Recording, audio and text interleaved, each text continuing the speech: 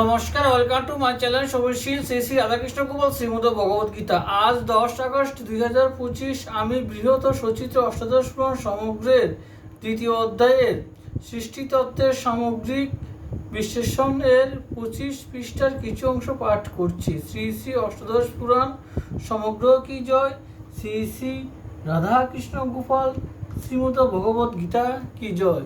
রাধাকৃষ্ণ রাধাকৃষ্ণ রাধাকৃষ্ণ। প্রথম পাদ শেষ হওয়ার পর যে কালে পরবর্তী অন্য একটি কল্পের আরম্ভ হয় তাকেই বলে কল্পের স্থিতিকাল। তারপরেই সেই কালের সংহার ঘটে। সেই মতো যুগ শেষে পূর্বের যে সনাতন কল্প, সেই কল্প জীর্ণ হয়ে যায়।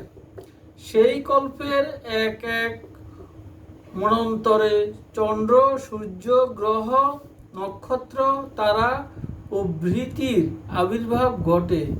এইভাবে এক একটি করে চতুর্দশ মন্বন্তরে অন্তরিক্ষস্থিত দেবতাদের সংখ্যা ছিল 392,108।